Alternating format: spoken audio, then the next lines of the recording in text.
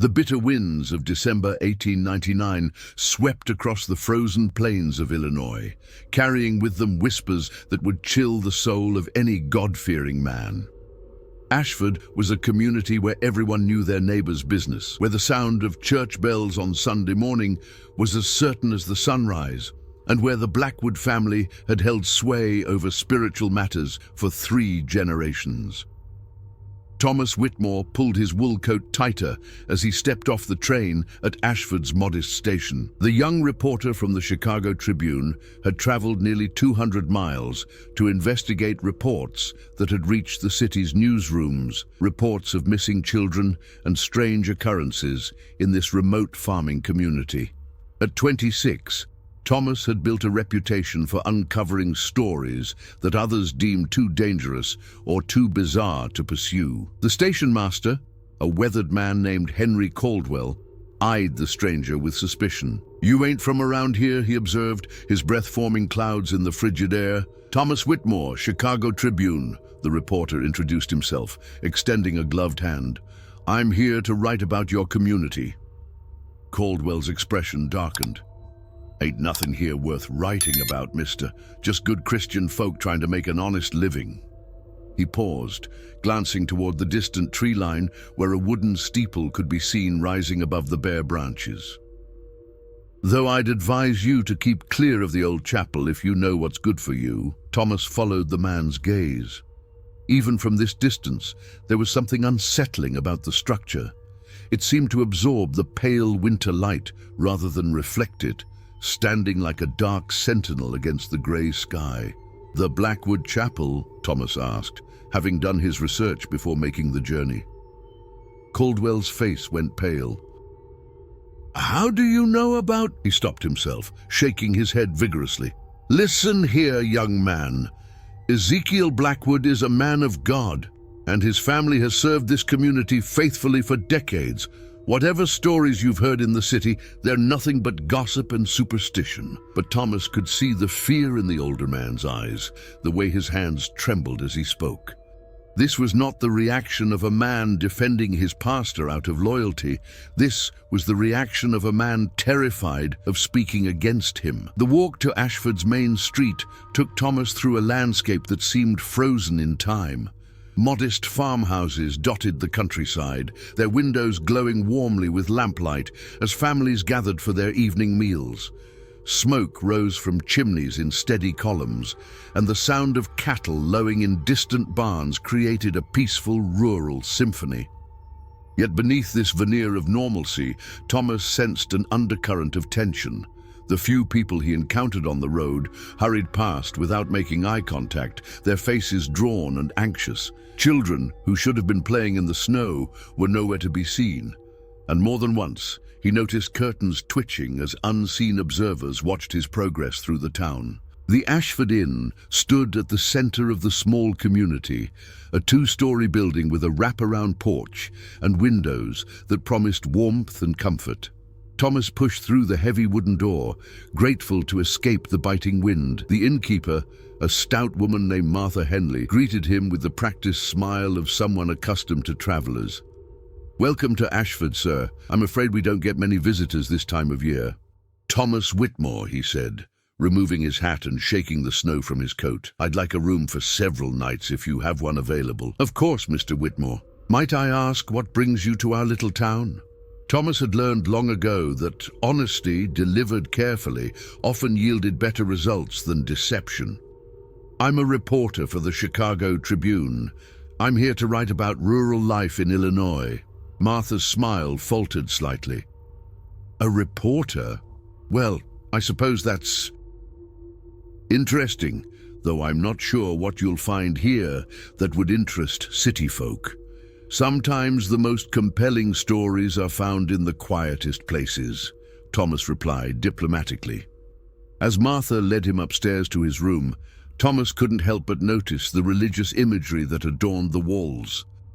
Crosses, biblical verses, and paintings of Christ dominated the decor, but there was something excessive about it all, as if the inn's owners were trying to ward off something rather than simply express their faith. "Mrs. Henley," Thomas said, as she showed him to a modest but clean room. "I understand there's been some concern in the community recently. Missing children." The woman's face went ashen, and she gripped the doorframe for support. I don't know what you've heard, but children sometimes wander off. It's not unusual in farming communities. 3 children in 2 months seems unusual anywhere," Thomas pressed gently. Martha's eyes darted toward the window, which offered a clear view of the chapel in the distance. "Mr. Whitmore, I'd strongly advise you to focus your story on our farming techniques or our church services. The Blackwood family has been the spiritual backbone of this community for generations. They've guided us through droughts, harsh winters, and difficult times. Whatever you think you know about recent events, I assure you there's a perfectly reasonable explanation." But as she spoke, Thomas noticed her hands shaking, and when she thought he wasn't looking, she made the sign of the cross, not once, but 3 times in rapid succession. That evening, as Thomas sat in the inn's small dining room, he observed the other patrons with the trained eye of an experienced journalist. The conversations were muted, punctuated by nervous glances toward the windows. When the wind picked up outside, causing the building to creak and groan, several diners visibly flinched.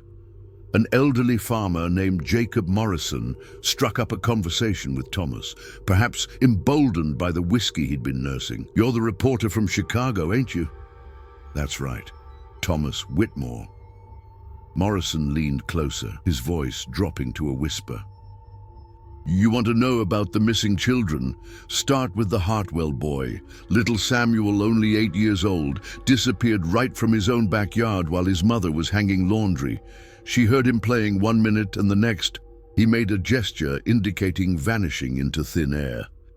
Did anyone search for him? Course we did. Whole town turned out.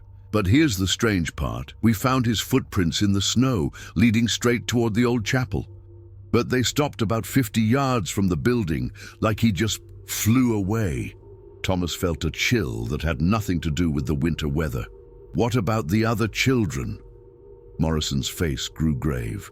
"Mary Sullivan, 10 years old, disappeared while walking home from school, and little Benjamin Cross, just 6. His parents found his coat hanging on a tree branch near the chapel, but no sign of the boy himself. Have the authorities been notified?" The old farmer laughed bitterly. "Authorities? Son, the nearest sheriff is in Springfield, 2 days' ride from here, and even if he came, what could he do? Ezekiel Blackwood is the law in Ashford, spiritual and otherwise. Nobody questions the Blackwoods." As if summoned by the mention of his name, the inn's door opened with a bang, and a tall, imposing figure entered. Ezekiel Blackwood stood well over 6 feet tall, with piercing grey eyes and a beard that reached nearly to his chest. His black coat and wide-brimmed hat gave him the appearance of an Old Testament prophet, and the temperature in the room seemed to drop several degrees upon his arrival. The conversation ceased immediately. Every person in the dining room turned their attention to their plates, suddenly finding their food fascinating. Morrison quickly excused himself and hurried upstairs, leaving Thomas alone at his table. Blackwood's gaze swept the room before settling on Thomas. The preacher approached with measured steps, his boots echoing ominously on the wooden floor. "You must be the reporter from Chicago," Blackwood said, his voice deep and resonant. "I am Ezekiel Blackwood, shepherd of this flock." Thomas stood and extended his hand. "Thomas Whitmore, I'm pleased to meet you, Reverend Blackwood." The preacher's grip was firm to the point of being painful, and his eyes seemed to bore into Thomas's soul. "I understand you're here to write about our community. I trust you'll find us to be God-fearing people who live according to His divine will." "I'm sure I will," Thomas replied carefully. "I'd be honored to attend one of your services while I'm here." A smile played at the corners of Blackwood's mouth, but it didn't reach his eyes. "Sunday service begins at 10 o'clock sharp. I think you'll find it enlightening." He paused, his gaze intensifying. "Though I should warn you, Mr. Whitmore, that our faith runs deep here. Deeper than city folk might understand. We believe in the old ways, the true ways. Sometimes that can be unsettling to outsiders. With that cryptic warning, Blackwood turned and left the inn, leaving behind an atmosphere so thick with tension that Thomas could almost taste it. The other patrons remained silent for several minutes after his departure, as if afraid that speaking too soon might somehow summon him back. Later that night, as Thomas lay in his bed listening to the wind howl outside his window, he found himself staring at the chapel in the distance.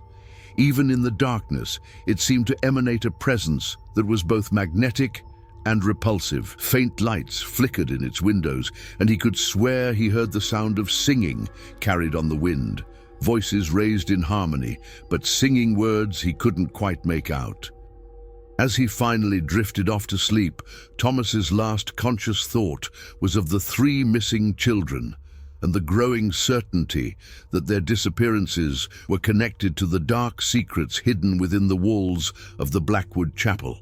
The wind continued to howl throughout the night, and with it came whispers that seemed to call his name, drawing him toward a truth that would challenge everything he believed about faith, family, and the price of salvation. Sunday morning dawned grey and bitter, with fresh snow blanketing Ashford in a deceptive layer of purity. Thomas woke to the sound of church bells.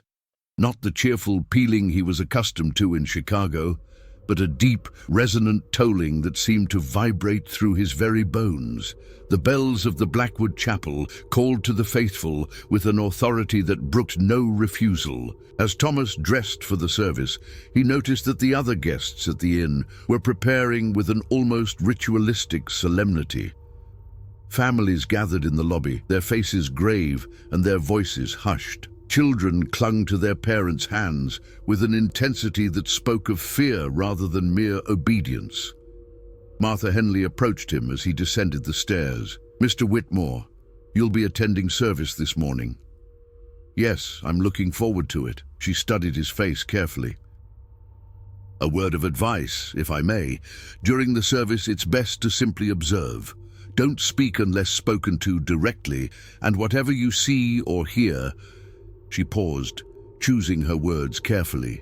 "Remember that faith takes many forms, and the Blackwoods have their own way of communing with the Almighty." The walk to the chapel was a somber procession. The entire population of Ashford seemed to be making their way along the snow-covered path that led through the woods to the Blackwood family's place of worship.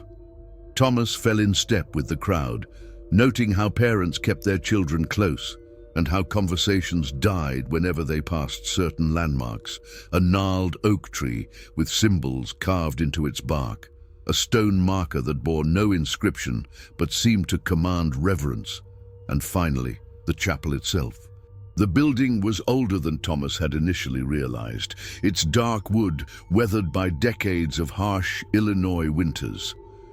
Gothic windows rose high above the congregation, their stained glass depicting scenes that seemed somehow different from traditional biblical imagery. The figures in the glass appeared more angular, more severe, and their eyes seemed to follow the worshippers as they entered. Inside, the chapel was surprisingly spacious, with rough-hewn pews arranged in perfect rows, facing an altar that dominated the front of the building. But it was the walls that truly captured Thomas's attention. Every available surface was covered with religious iconography, but much of it was unfamiliar to him. Crosses were intertwined with symbols that predated Christianity, and biblical verses were written in scripts that seemed to shift and change when viewed from different angles. The Blackwood family occupied the front pew, a position that clearly marked their status as the spiritual aristocracy of Ashford. Ezekiel sat at the center, flanked by his wife Constance, a pale, ethereal woman who seemed to exist in a perpetual state of religious ecstasy, and their 3 children: Jeremiah, a stern-faced young man of perhaps 25, Miriam, a girl of 16 whose eyes held an unsettling intensity, and young Caleb, barely 10 years old, but already bearing the grave demeanor of his elders. As the service began, Thomas found himself both fascinated and disturbed by what he witnessed. Ezekiel's sermon was unlike anything he had ever heard in a Christian church. The preacher spoke of divine revelation, of a chosen family blessed with the ability to commune directly with God, and of sacrifices that were necessary to maintain that sacred connection. "The Lord has spoken to me," Blackwood declared, his voice rising to fill every corner of the chapel. "He has revealed the true nature of faith, the price that must be paid for his continued blessing upon this community. We are not like other congregations, content to offer mere prayers and hymns. We are called to a higher purpose, a deeper commitment." The congregation responded with fervent amens, but Thomas noticed that many of the voices carried an undertone of fear rather than joy. Parents held their children tighter, and more than one person glanced nervously toward the exits. "The children of this community are precious in his sight," Blackwood continued, and Thomas felt his blood run cold. "They are pure vessels, untainted by the sins of the world. When the Lord calls them to serve, we must not question his divine will. We must trust in his plan, even when our mortal hearts struggle to understand." At these words, several women in the congregation began to weep quietly. Thomas recognized one of them as Mrs. Hartwell, the mother of the first missing child. Her shoulders shook with suppressed sobs, and her husband placed a protective arm around her, his own face a mask of barely controlled anguish. The service continued with hymns that Thomas didn't recognize, their melodies haunting and their lyrics speaking of surrender, sacrifice, and the glory of serving a higher purpose. The children in the congregation sang along with voices that seemed too mature for their years, their faces reflecting an understanding of concepts that should have been beyond their comprehension. As the final hymn concluded, Ezekiel raised his hands for silence. "Before we depart, let us remember those who have been called to serve in the Lord's special mission.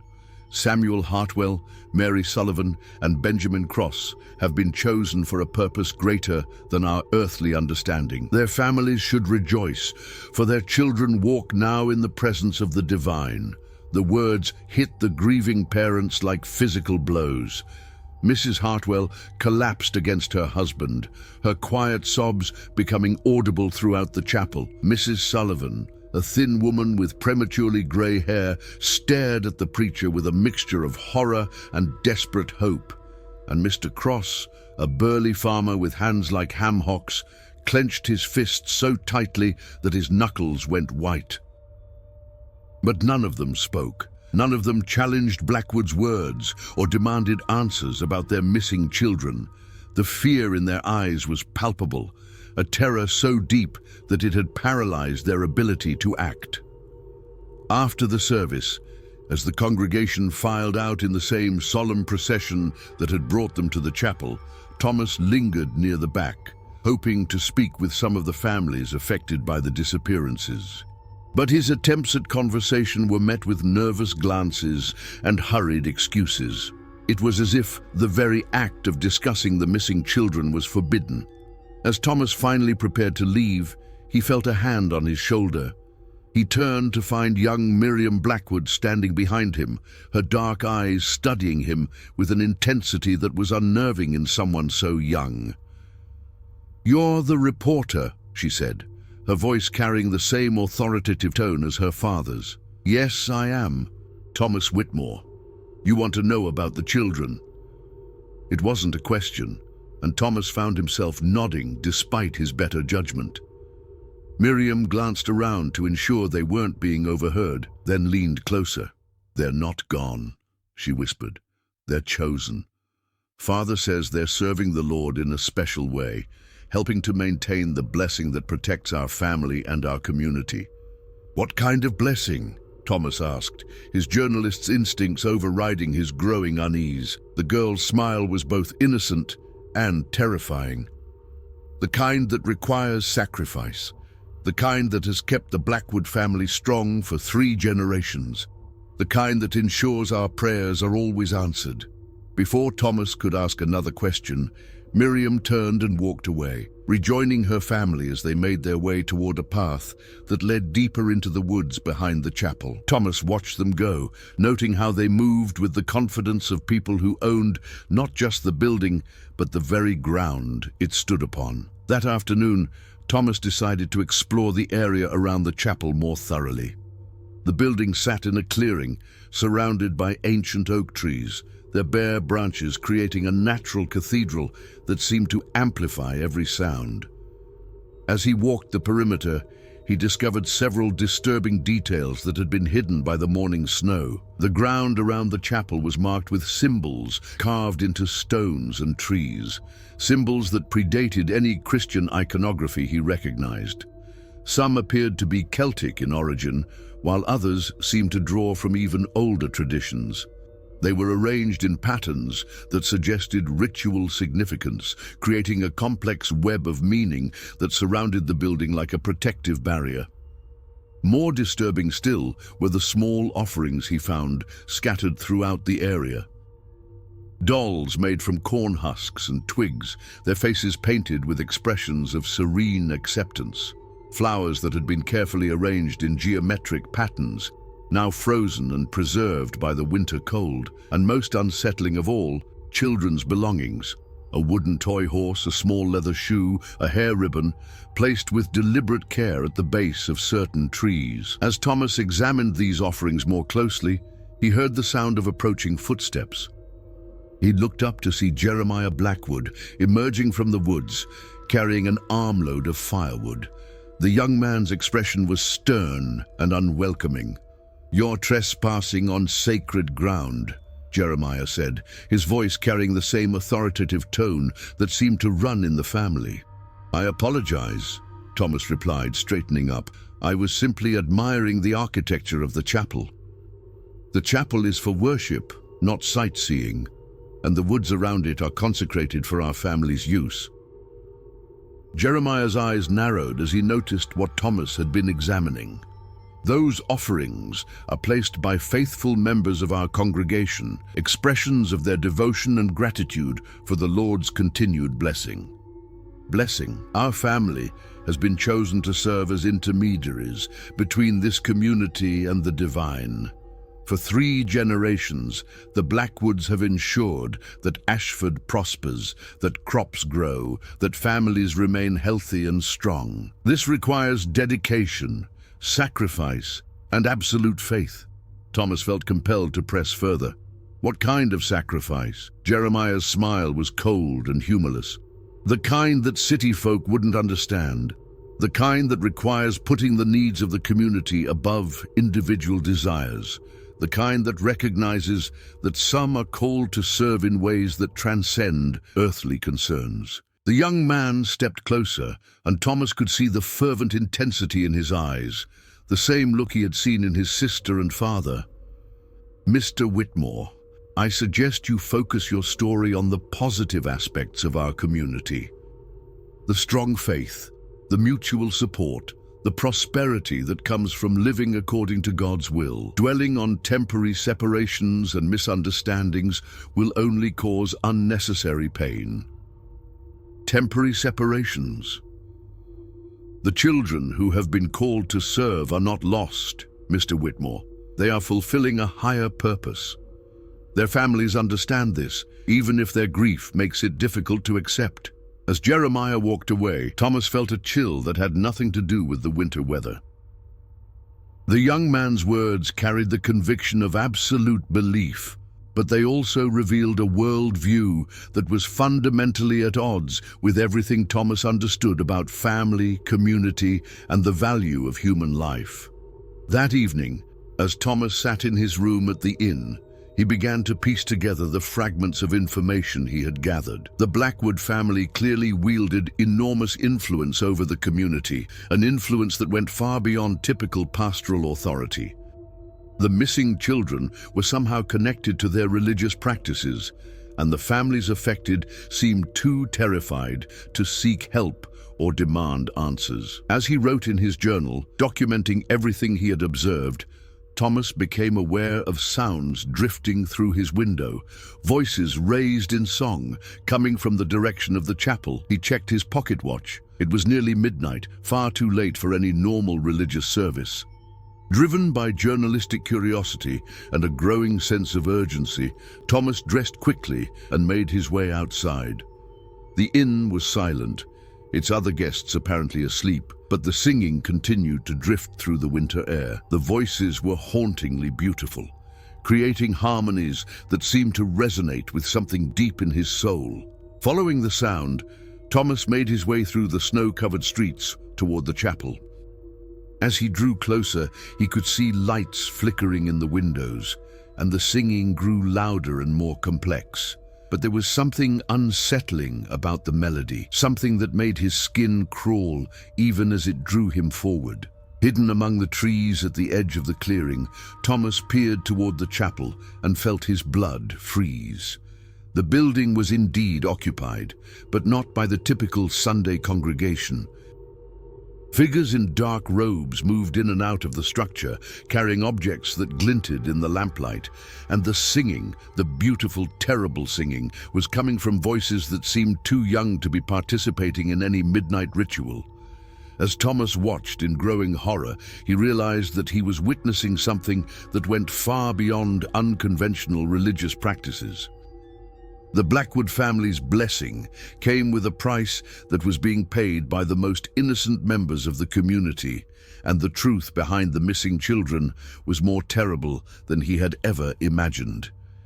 The wind picked up, carrying with it not just the sound of singing, but whispers that seemed to call his name, drawing him closer to secrets that would challenge everything he believed about the nature of faith, family, and the price of salvation in the isolated community of Ashford.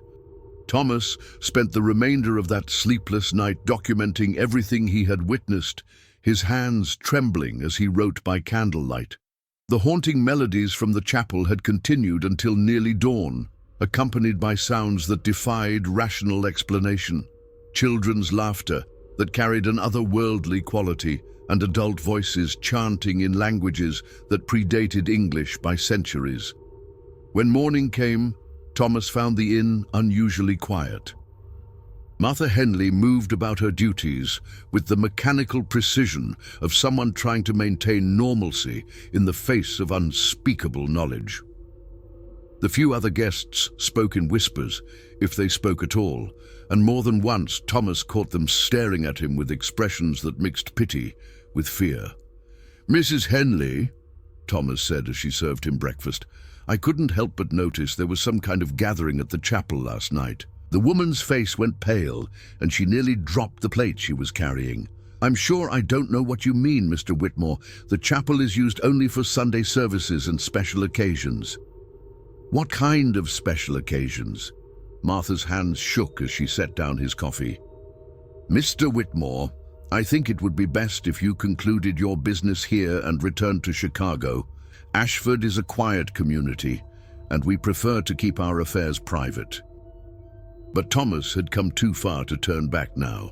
The journalist in him recognized that he was on the verge of uncovering a story that would shock the nation, while the human being in him knew that 3 children's lives might hang in the balance. After breakfast, Thomas decided to approach the families of the missing children directly.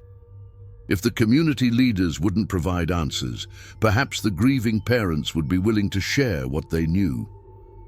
He found Samuel Hartwell's parents at their modest farmhouse on the outskirts of town. John Hartwell was a weathered man in his 40s, his face bearing the lines of someone who had spent his life working the land. His wife, Elizabeth, appeared to have aged years in the months since their son's disappearance. "Mr. and Mrs. Hartwell," Thomas said, removing his hat as they answered his knock. "I'm Thomas Whitmore from the Chicago Tribune. I was hoping to speak with you about your son." Elizabeth Hartwell's face crumpled, and she gripped the doorframe for support. "Please," she whispered, "we can't. We're not supposed to." "Elizabeth," her husband said firmly, placing a protective hand on her shoulder. "Mr. Whitmore, I appreciate your interest, but we have nothing to say about Samuel. What happened is God's will." and we must accept it." But Thomas could see the anguish in the man's eyes, the way his jaw clenched as he spoke the words he had clearly been instructed to say. "Mr. Hartwell, I understand this is difficult, but if there's any chance your son is still alive—" "He's not alive!" Elizabeth burst out, then immediately covered her mouth as if the words had escaped against her will. "I mean, he's with the Lord now. Reverend Blackwood explained it to us. Samuel was chosen for a special purpose." "What kind of purpose?" John Hartwell's face hardened. "The kind that city folk wouldn't understand. The kind that requires faith beyond questioning. Now please, Mr. Whitmore, leave us to our grief." As the door closed in his face, Thomas heard Elizabeth Hartwell begin to sob. Deep, wrenching sounds that spoke of a mother's heart breaking over and over again. Whatever the Blackwoods had told these people, it hadn't brought them peace. It had only added the burden of forced acceptance to their natural grief. Thomas's visit to the Sullivan family yielded similar results.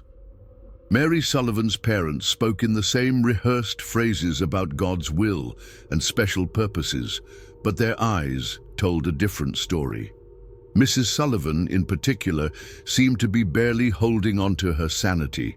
She kept glancing toward the woods where the chapel stood, and more than once Thomas caught her whispering what sounded like prayers, or perhaps pleas for forgiveness. It was at the Cross family farm that Thomas finally found someone willing to break the wall of silence that surrounded the missing children. Benjamin Cross's father, Robert, was a large man with hands scarred by years of hard labor. When Thomas approached him in his barn, away from the house where his wife might overhear, the farmer's composure finally cracked. "You want to know about my boy?" Robert said, his voice thick with barely controlled rage. "I'll tell you about my boy. Benjamin was 6 years old, Mr. Whitmore. 6 years old, and he loved nothing more than helping me with the animals. He had a way with horses that was almost magical. They'd calm down just by hearing his voice." The man's hands clenched into fists as he continued. 3 weeks ago, Benjamin was playing in our yard while my wife prepared dinner. She called him in, but he didn't answer. We found his coat hanging on a tree branch near the chapel, but no sign of the boy himself. "Did you search for him?" "Of course we searched. The whole town turned out just like they had for the Hartwell boy and the Sullivan girl. But Ezekiel Blackwood, he told us to stop. Said Benjamin had been called to serve the Lord in a special way, and that searching for him showed a lack of faith." Robert's voice dropped to a whisper.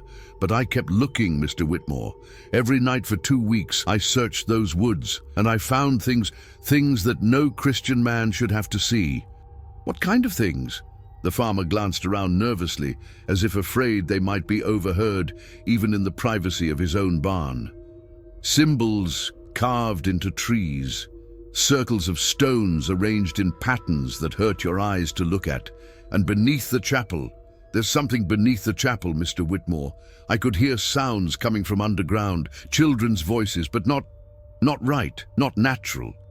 Thomas felt his blood run cold. "Did you tell anyone else about this?" "I tried to tell Sheriff Morrison in Springfield, but he said it was outside his jurisdiction. And when I mentioned it to some of the other men in town," Robert shook his head, "they looked at me like I was speaking blasphemy. The Blackwoods have this community so thoroughly under their control that people are afraid to even think thoughts that might displease them." What do you think happened to your son?" Robert Cross's face was a mask of anguish and fury. "I think the Blackwoods took him, Mr. Whitmore. I think they took all 3 children for some unholy purpose that they're calling God's will. And I think if someone doesn't stop them soon, more children are going to disappear." That afternoon, armed with Robert Cross's information, Thomas decided to investigate the area beneath the chapel more thoroughly. He waited until the Blackwood family had left for their daily rounds, Ezekiel to visit parishioners, Constance to tend to her garden, and the children to whatever activities occupied their time before approaching the building. The chapel appeared deserted, its windows dark and its doors locked. But as Thomas circled the structure, he discovered what Robert Cross had been talking about. On the north side of the building, partially hidden by overgrown bushes, was a set of stone steps leading down to what appeared to be a cellar entrance. The heavy wooden door at the bottom of the steps was secured with an iron lock, but the wood around the hinges had been weakened by years of moisture and cold. With some effort, Thomas was able to pry the door open just enough to slip inside. The smell hit him immediately, a mixture of incense, candle wax, and something else, something organic and unsettling that made his stomach turn. The cellar was larger than he had expected, extending well beyond the footprint of the chapel above. Stone walls rose to a vaulted ceiling, and the floor was covered with symbols that had been carved directly into the rock. But it was the altar at the far end of the chamber that made Thomas's blood freeze. Made from black stone and surrounded by candles, it was stained with what could only be blood, dark, dried patches that spoke of repeated use. Around the altar, arranged in careful patterns, were personal belongings that Thomas recognized. Samuel Hartwell's wooden toy horse, Mary Sullivan's hair ribbon, Benjamin Cross's small leather shoe. And there were others, items that suggested the Blackwood family's special purposes had claimed more victims than just the 3 children who had disappeared recently. A collection of toys, clothes, and personal effects that spanned decades, all arranged with the same ritualistic care. As Thomas moved closer to examine the altar, he heard footsteps on the stairs behind him. He spun around to find Ezekiel Blackwood descending into the chamber, his tall frame blocking the only exit. The preacher's face was calm, almost serene, but his eyes held a coldness that made Thomas's skin crawl. "I wondered when you would find your way here," Blackwood said, his voice echoing in the stone chamber. "Curiosity is a dangerous trait, Mr. Whitmore, especially when it leads one to places they were never meant to see." "Where are the children?" Thomas demanded, surprised by the steadiness of his own voice. Blackwood smiled, and the expression was more terrifying than any show of anger would have been. "The children are exactly where they need to be, serving a purpose greater than their small minds could have comprehended. They are part of something that has sustained my family and this community for 3 generations. You're talking about murder. I'm talking about sacrifice," Blackwood corrected. "The kind of sacrifice that ensures crops grow, that families prosper, that the faithful are protected from the hardships that plague other communities. The Lord demands a price for his blessings, Mr. Whitmore, and my family has been chosen to collect that price." Thomas felt sick as the full horror of the situation became clear. "You've been killing children for decades."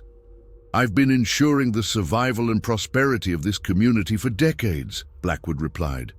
"Every family that has benefited from our protection, every harvest that has succeeded despite drought or disease, every child who has grown to adulthood in safety, all of it has been purchased with the willing sacrifice of a few for the benefit of many." Willing sacrifice? They were children. Blackwood's expression grew stern. They were chosen vessels, pure and untainted by the sins of the world. Their innocence made them perfect offerings, and their sacrifice has been rewarded with eternal service in the presence of the divine. As the preacher spoke, Thomas became aware of sounds coming from deeper in the chamber, whispers and movements that suggested they were not alone. In the shadows beyond the altar, he could make out shapes that might have been human, but moved with an unnatural fluidity that made his eyes water to watch. "You see, Mr. Whitmore," Blackwood continued, "death is not the end for those who serve our purpose. They become part of something greater, guardians and servants who help maintain the blessing that protects this community. The children you seek are here, in a sense, though not in any form you would recognize." The whispers grew louder, and Thomas could swear he heard voices calling his name, young voices, pleading and desperate. The shadows seemed to reach toward him with grasping fingers, and the temperature in the chamber dropped until his breath came out in visible clouds. "Join them," Blackwood said, his voice taking on the hypnotic quality Thomas had heard during Sunday's sermon. "You came here seeking truth, and now you've found it. Become part of our sacred mission. Help us maintain the blessing that has protected Ashford for so long." But Thomas's journalistic training had taught him to resist manipulation, and his horror at what he had discovered gave him strength.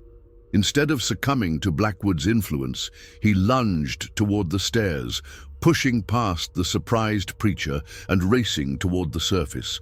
Behind him he could hear Blackwood's voice rising in what sounded like an incantation, and the whispers from the shadows became screams of rage and hunger. Thomas burst through the cellar door and into the fading daylight, his heart pounding and his mind reeling from what he had witnessed. But even as he ran through the snow toward the safety of the inn, Thomas knew that his ordeal was far from over.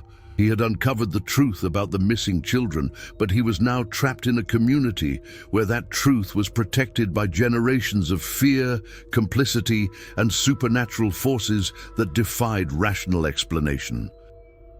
The Blackwood family's secret was more terrible than he had ever imagined, and Thomas realized that his own life was now in danger.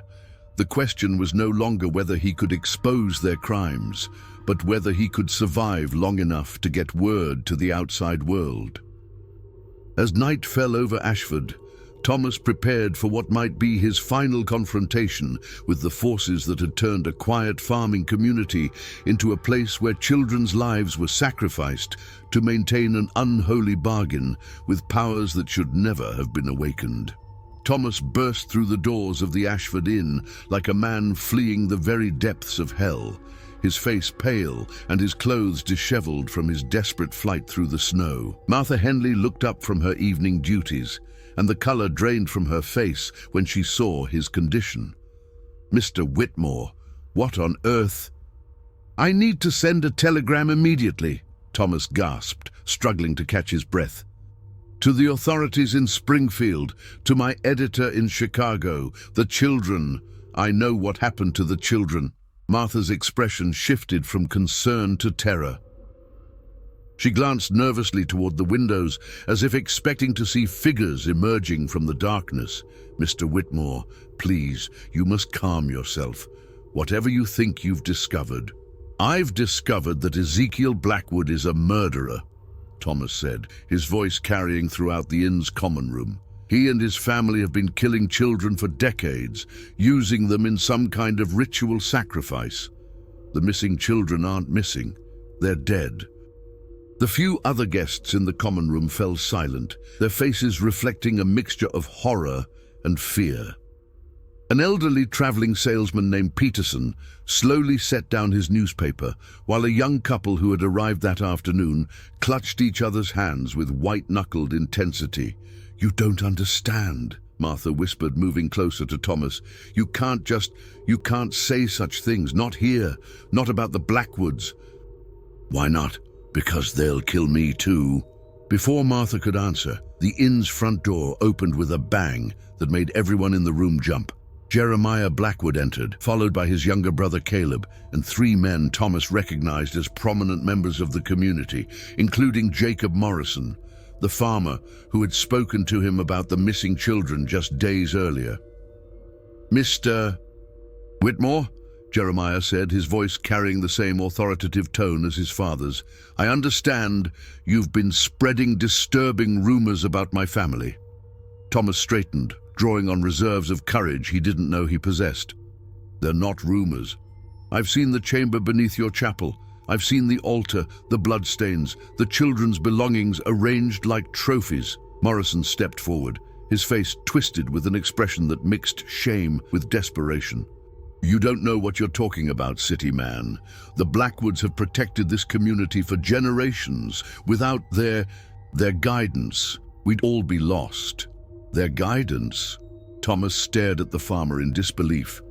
"They're murdering children, and you're calling it guidance." "They're ensuring our survival," Morrison shouted, his composure finally cracking. "You think this land gives up its bounty easily? You think we've survived droughts and harsh winters and crop failures through luck? The Blackwoods make the sacrifices necessary to keep us all alive. The terrible truth hit Thomas like a physical blow. You all know, the entire community knows what they're doing, and you allow it to continue. Young Caleb Blackwood, who couldn't have been more than 10 years old, spoke for the first time. His voice carried an eerie maturity that was deeply unsettling. Every community has its price, Mr. Whitmore. Some pay with money, some with labor. We pay with the pure and innocent, and in return, we receive blessings that other places can only dream of. You're talking about children's lives. We're talking about the greater good, Jeremiah replied calmly. 3 children every few years, chosen carefully from families who understand the honor being bestowed upon them in exchange for the prosperity and protection of hundreds. It's a bargain that has served us well for 3 generations. Thomas looked around the room, seeing the truth reflected in every face. These people weren't victims of the Blackwood family's crimes. They were willing participants, complicit in a system of ritualized murder that they had convinced themselves was necessary for their survival. The families of those children, Thomas said, his voice barely above a whisper. The Hartwells, the Sullivans, the Crosses, they agreed to this. Martha Henley's face was streaked with tears. They were chosen, Mr. Whitmore. When a family is selected, it's considered an honor. Their child's sacrifice ensures the continued blessing of the entire community. The families understand this, even if their grief makes it difficult to accept. Robert Cross doesn't accept it. He's been searching for his son. Morrison's expression darkened. Robert Cross is a fool who doesn't understand the delicate balance that keeps us all alive. His questioning and searching threatens everything we've worked to maintain. Udrai, as if summoned by the mention of his name, the inn's door opened again, and Robert Cross entered. The large farmer's face was grim, and Thomas could see that he was carrying something concealed beneath his heavy coat. "I heard voices," Cross said, his gaze moving from Thomas to the assembled Blackwoods and their supporters. "Thought I might find some answers here." "Robert," Morrison said carefully, "you need to go home. Your wife is worried about you." "My wife is grieving for our son," Cross replied, his voice thick with emotion, "and I'm done pretending that his disappearance was God's will." He turned to Thomas. "Did you find what you were looking for at the chapel?" Thomas nodded. "I found evidence of what they've been doing. The chamber beneath the building, the altar, the children's belongings." Cross's face hardened. "Then you know the truth. My boy and the others, they're dead. Murdered by these people in the name of some twisted faith. Your boy serves a higher purpose now," Caleb Blackwood said, his young voice carrying an authority that was deeply unnatural. "He helps maintain the blessing that protects this community. You should be grateful." The words were too much for Robert Cross. With a roar of rage, he pulled a hunting rifle from beneath his coat and pointed it directly at the young Blackwood. "Grateful? You want me to be grateful that you murdered my 6-year-old son?" The room erupted in chaos. Morrison and the other men lunged toward Cross, trying to wrestle the weapon away from him. Martha Henley screamed and dove behind the front desk. The young couple fled toward the stairs, and Peterson pressed himself against the wall, his face white with terror. But it was Jeremiah Blackwood's reaction that truly chilled Thomas's blood. The young man didn't flinch or show any sign of fear. Instead, he began to speak in a language that predated English, his voice rising and falling in rhythms that seemed to resonate with something deep beneath the inn's floorboards. As Jeremiah chanted, the temperature in the room began to drop. Frost formed on the windows, and the flames in the fireplace flickered and dimmed. Most disturbing of all, shadows began to move independently of their sources, reaching across the floor toward Robert Cross with grasping, hungry fingers. Cross fired his rifle, but the shot went wide as the shadows wrapped around his arms, pulling him off balance. The weapon clattered to the floor, and Cross found himself held fast by forces that defied physical explanation.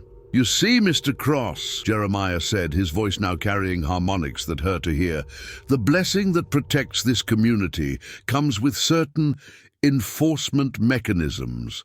Those who threaten the balance we've worked so hard to maintain find themselves facing consequences that go far beyond earthly justice." The shadows tightened their grip on Cross, and the man cried out in pain. Thomas could see dark marks appearing on the farmer's skin wherever the shadows touched, as if they were burning him with cold fire. "Stop this!" Thomas shouted, moving toward Cross. "Whatever you're doing, stop it!" But as Thomas approached, the shadows turned their attention to him. Tendrils of darkness wrapped around his legs, and he felt a cold so intense it was like being touched by death itself. The whispers he had heard in the chapel's chamber filled his ears, and he could swear he recognized the voices of the missing children, pleading for help that would never come. "You have a choice, Mr. Whitmore," Jeremiah said, his eyes now reflecting an otherworldly light. "You can join our community properly, accepting the truth of our mission and the necessity of our methods. Or you can share the fate of those who oppose us." Thomas looked around the room, seeing the faces of people who had allowed themselves to become complicit in unspeakable evil. Morrison and the other men watched with expressions of fearful acceptance, while Martha Henley wept quietly behind her desk. Even the other guests seemed paralyzed by a combination of terror and resignation. But Thomas had spent his career exposing corruption and injustice, and he wasn't about to stop now. Drawing on every ounce of strength and determination he possessed, he broke free from the shadow's grip and lunged toward the rifle that Cross had dropped. "The world needs to know what's happening here," he shouted, grabbing the weapon and pointing it at Jeremiah. "I won't let you continue murdering children in the name of your twisted faith." Jeremiah smiled, and the expression was more terrifying than any show of anger. "The world will never believe you, Mr. Whitmore. And even if they did, do you think the authorities would be willing to disrupt a community that has prospered for generations? Do you think they would sacrifice the greater good for the sake of a few children who were destined to serve a higher purpose?" As if to emphasize his point, the shadows in the room began to coalesce into more solid forms. Thomas could make out the shapes of children, small figures with hollow eyes and reaching hands, moving with the jerky motions of marionettes controlled by an unseen puppeteer. "Samuel," Robert Cross whispered, his voice breaking. "Benjamin. Mary." The shadow children turned toward their former families, their mouths opening in silent screams that somehow filled the room with sound. They reached toward the living with desperate hunger, as if seeking to drag them into whatever nightmare existence they now inhabited. Thomas realized that he was witnessing something that went far beyond simple murder. The Blackwood family had found a way to bind the souls of their victims, trapping them in a state between life and death where they could be used to enforce the family's will and maintain their supernatural influence over the community. As the shadow children advanced, Thomas made a desperate decision. Instead of trying to fight forces that were beyond human comprehension, he turned and ran toward the inn's back exit, hoping to escape into the night and somehow make his way to Springfield, where he could alert the authorities to what was happening in Ashford. Behind him, he could hear Jeremiah's laughter and the sound of Robert Cross screaming as the shadows of his own son dragged him into darkness. The inn erupted in chaos as the supernatural forces unleashed by the Blackwood family's ritual began to tear apart the fragile facade of normalcy that had hidden their crimes for so long. Thomas burst through the back door and into the snow-covered yard, his breath coming in ragged gasps and his heart pounding with terror. But even as he ran through the darkness toward what he hoped would be safety, he could hear the sound of pursuit behind him. Not just human footsteps, but the whispered voices of the dead children, calling his name and promising him a place in their eternal servitude. The final confrontation was approaching, and Thomas knew that the fate of not just the missing children, but the entire community of Ashford would be decided before the night was over. Thomas ran through the snow-covered streets of Ashford with the desperation of a man fleeing damnation itself. Behind him, the sounds of pursuit grew louder, not just the heavy footsteps of Jeremiah Blackwood and his followers, but the whispered voices of the dead children, their ethereal forms gliding through the darkness with supernatural speed. The reporter's breath came in ragged gasps, forming clouds in the frigid air as he made his way toward the edge of town. His plan was simple: reach the train station, somehow get word to Springfield or Chicago, and bring back enough authorities to expose the Blackwood family's crimes. But as he ran, Thomas began to realize that the very geography of Ashford seemed to be working against him. Streets that should have led to the station instead curved back toward the center of town. Familiar landmarks appeared in impossible locations, as if the community itself was conspiring to keep him trapped within its borders. The snow beneath his feet seemed to grow deeper with each step, slowing his progress and sapping his strength. "You cannot escape what you have seen, Mr. Whitmore," Jeremiah's voice called through the darkness, seeming to come from all directions at once. "The truth you sought has found you, and now you must face the consequences of your curiosity."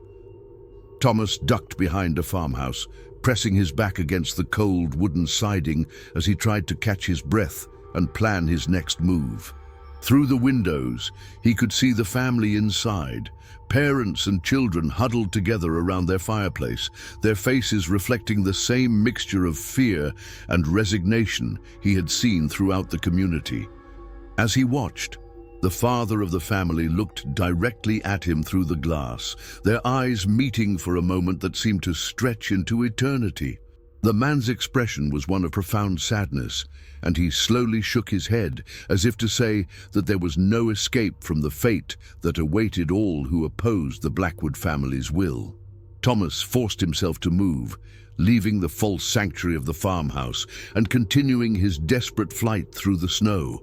But as he rounded a corner, he found himself face to face with a sight that stopped him cold. The chapel stood before him, its dark silhouette rising against the star-filled sky like a monument to unholy purpose. Somehow, despite his attempts to flee toward the edge of town, his path had led him back to the very place where his nightmare had begun. "All roads lead to the chapel, Mr. Whitmore," came Ezekiel Blackwood's voice from the darkness. The patriarch emerged from the shadows surrounding the building, his tall frame draped in a black robe that seemed to absorb the moonlight. "This is where your journey was always meant to end." Thomas raised the rifle he had taken from Robert Cross, pointing it at the preacher with hands that shook from cold and fear. "Stay back. I know what you've done, and I won't let you continue." Ezekiel smiled, and the expression was both paternal and terrifying. "You still don't understand, do you? This isn't about what I've done. It's about what this community needs to survive. The blessing that protects Ashford requires constant renewal, constant sacrifice. Without it, this place would become just another failed farming town, its people scattered to the winds or dead from starvation and disease. You're talking about murdering children. I'm talking about ensuring the survival of hundreds of people through the willing sacrifice of a few. Every great civilization has understood this principle, Mr. Whitmore. The needs of the many must outweigh the needs of the few." As Ezekiel spoke, other figures began to emerge from the darkness around the chapel. Thomas recognized Jeremiah and Caleb, along with Morrison and the other men from the inn. But there were others as well. Families he had seen at Sunday service, people who had seemed like ordinary farmers and shopkeepers, but now revealed themselves as willing participants in the Blackwood family's unholy mission. "You see," Ezekiel continued, "you are not facing the crimes of a single family, but the collective will of an entire community. Every person here understands the price of our prosperity, and every person here has accepted that price as necessary." "Thomas, por favor", continuou gerando a sua resposta. "Expert logo TZ1. Thomas looked around at the assembled crowd, seeing the truth reflected in their faces. These weren't victims of the Blackwood family's manipulation. They were willing conspirators who had traded their moral souls for material prosperity. The horror of this realization was almost more than he could bear. "The children who have been chosen," Ezekiel said, his voice taking on the hypnotic quality Thomas had heard during the Sunday sermon, "do not simply die. They become part of something greater, guardians who help maintain the blessing that protects us all." Would you like to see them, Mr. Whitmore? Would you like to witness the glory of their transformation? Before Thomas could respond, the air around the chapel began to shimmer and distort. The shadow children he had seen at the inn materialized more clearly, their forms becoming solid enough to cast shadows in the moonlight. Samuel Hartwell, Mary Sullivan, Benjamin Cross, and dozens of others, children spanning decades of the Blackwood family's ritualized murders. But these were not the innocent victims Thomas had expected to see. The children's eyes glowed with an otherworldly light, and their faces bore expressions of serene acceptance that was more disturbing than any show of fear or anger would have been. They moved with perfect synchronization, forming a circle around Thomas and the assembled adults. "We serve willingly now," Samuel Hartwell said, his young voice carrying harmonics that seemed to resonate from beyond the grave. "We understand the purpose of our sacrifice, and we are grateful for the honor that was bestowed upon us. The blessing flows through us," Mary Sullivan added, her ethereal form gliding closer to Thomas. "We are the bridge between the living and the divine, ensuring that this community prospers while others fail." Thomas felt his sanity beginning to crack under the weight of what he was witnessing. The children spoke with the voices of true believers, convinced that their deaths had served a noble purpose. Whatever the Blackwood family had done to them, it had gone beyond simple murder. They had somehow corrupted the very souls of their victims, turning them into willing servants of their unholy cause. "Join us," Benjamin Cross whispered, his small hand reaching toward Thomas with fingers that seemed to be made of starlight and shadow. "Become part of the blessing. Help us protect the community that gave meaning to our sacrifice." The rifle in Thomas's hands felt suddenly heavy, and he realized that conventional weapons would be useless against forces that transcended the physical world. But as despair threatened to overwhelm him, he remembered something Robert Cross had said during their conversation in the barn, something about the sheriff in Springfield being outside his jurisdiction. "You're wrong," Thomas said, his voice growing stronger as an idea began to form. "This isn't just about Ashford anymore. I'm a reporter for the Chicago Tribune, and my editor knows where I am. When I don't return, when I don't file my story, there will be questions, investigations. People will come looking for me." Ezekiel's smile faltered slightly. "And what will they find? A community of faithful Christians living according to God's will. A reporter who became lost in a winter storm and tragically perished. These things happen, Mr. Whitmore, especially to those who venture into places they were never meant to go. They'll find the chamber beneath your chapel. They'll find the evidence of what you've been doing. They'll find a root cellar used for storing communion wine and religious artifacts. The other evidence you speak of exists only in the fevered imagination of a man driven mad by isolation and winter cold." Thomas realized that Ezekiel was right. The Blackwood family had been practicing their ritualized murders for generations without detection. They had perfected the art of making their crimes invisible to outside scrutiny, and they had an entire community willing to support their version of events. But as Thomas looked at the assembled crowd, he noticed something that gave him hope. Not every face reflected the same level of acceptance and complicity. Some of the younger adults, particularly those with small children of their own, showed signs of doubt and fear. The system that had sustained the Blackwood family's power was beginning to show cracks. "What about the next generation?" Thomas called out, addressing the crowd rather than Ezekiel. "Or what about your own children? How long before they're chosen for this honor you speak of?